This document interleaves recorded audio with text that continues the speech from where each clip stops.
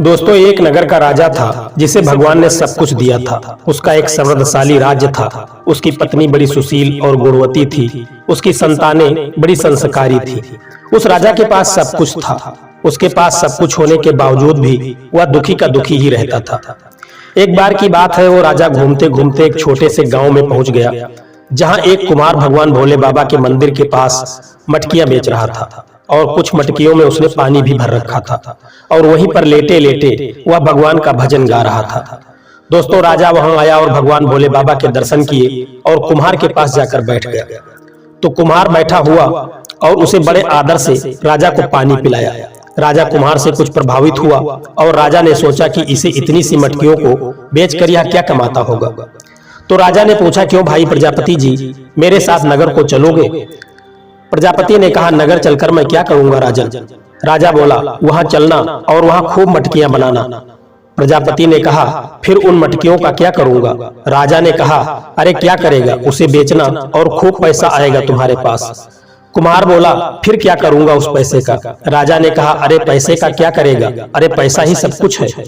प्रजापति ने कहा, अच्छा राजन, अब आप बताइए मुझे कि उस पैसे से क्या करूंगा? राजा ने कहा, अरे फिर आराम से भगवान का भजन करना और फिर तुम आनंद में रहना। प्रजापति ने कहा, क्षमा करना है राजन, पर आप मुझे ये बताइए कि अभी मैं क्या कर रहा हूँ, और हाँ, पूरी ईमानदारी से बताना। काफी सोच विचार करने के बाद राजा ने, और मानो इस सवाल ने राजा को झकझोर दिया हो, राजा ने कहा, हाँ प्रजापति जी, आप इस समय आराम से भगवान का भजन कर रहे हो और जहां तक मुझे दिख रहा है आप पूरे आनंद में हो। प्रजापति ने कहा, हाँ राजन, यही तो मैं आपसे कह रहा हूँ कि आनंद पैसे से प्राप्त नहीं किया जा सकता। राजा ने कहा, हे प्रजापति जी, कृपया करके आप मुझे ये बताने की कृपा करें कि आनंद की प्राप्ति कैसे होगी। प्रजापति बोला, बिल्कुल सावधान होकर सुनना और उस पर गहरा मंथन भी करना राजन। हाथों को उल्टा कर लीजिए। राजा बोला, ओ कैसे? प्रजापति ने कहा, हे राजन, मांगो मत और देना सीख लो, और यदि आपने देना सीख लिया तो समझ लेना आपने आनंद की राह पर पहला कदम रख दिया है। स्वार्थ को त्यागो, परमार्थ को चुनो। हे राजन, अधिकांश लोगों के दुख का सबसे बड़े कारण यही है कि जो कुछ भी उनके पास है वे उसमें सुखी नहीं है, और बस जो नहीं है उसे पाने के चक्कर में दुखी हैं। अरे भाई, जो है उसमें खुश रहना सीख लो, दुख अपने आप चले जाएंगे, और जो नहीं है क्यों उसके चक्कर में दुखी रहते हो? दोस्तों, आत्म संतोष से बड़ा कोई सुख नहीं, और जिस व्यक्ति के पास संतोष रूपी धन है वह सबसे बड़ा सुखी है और वही आनंद में है, और सही मायने में वही राजा है। दोस्तों, जो इंसान वास्तविकता को स्वीकार कर लेता है वो सुखी होता है, क्योंकि जब हम वास्तविकता को स्वीकार कर लेते हैं तब हमें दुख नहीं होता।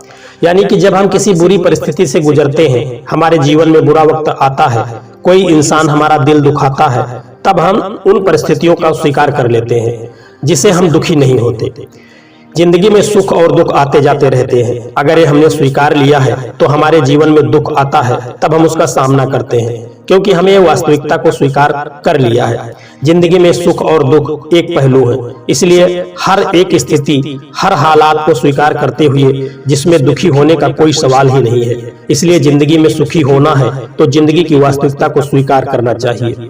दोस्तों, हर व्यक्ति की अपनी सोच होती है। जैसे कि अगर हम ये सवाल किसी से पूछते हैं कि इस संसार में सबसे सुखी कौन है, तो कई लोगों का जवाब होगा कि जिसके पास धन है वो सबसे ज्यादा सुखी होगा। तो कई लोग कहेंगे कि साधु संत सबसे सुखी होते हैं। लेकिन आपको पता है कि संसार में सबसे सुखी इंसान कौन है? तो इस संसार का सबसे सुखी इंसान वो है जो संतुष्ट है, क्योंकि जिसके पास संतुष्ट रूपी धन है उसी के पास सब कुछ है। जो हर एक चीज से संतुष्ट है, उसे किसी दूसरे की चीज से जलन नहीं होती, क्योंकि जो चीज उसके पास है उसी में उसको अपनी खुशी दिखती है। दोस्तों, संसार में वो इंसान भी सुखी होता है जो वर्तमान में जीता है। जैसे कि एक वृद्ध अतीत में जीता है, जिसकी वजह से दुखी रहता है। एक युवा अपने भविष्य में जीता है, जिसकी वजह से वो दुखी रहता है। जबकि एक छोटा सा बच्चा हमेशा वर्तमान में जीता है, जिसके कारण वो हमेशा सुखी प्रसन्न रहता है। इसलिए अगर आपको जिंदगी में सुखी रहना है तो अपने वर्तमान में जीना सीखो, और जो कुछ भी आपके पास है उसी में संतुष्ट रहना सीखो। दोस्तों, इस संसार का सबसे धनी और सुखी व्यक्ति वही है जिसने वर्तमान में जीना सीख लिया और जिसने अपने जीवन में धैर्य रूपी धन को स्वीकार कर लिया। दोस्तों, कहानी यदि आपको अच्छी लगी है तो वीडियो को एक लाइक करके चैनल को सब्सक्राइब करने की कृपा कर देना। जय श्री कृष्णा, राधे राधे।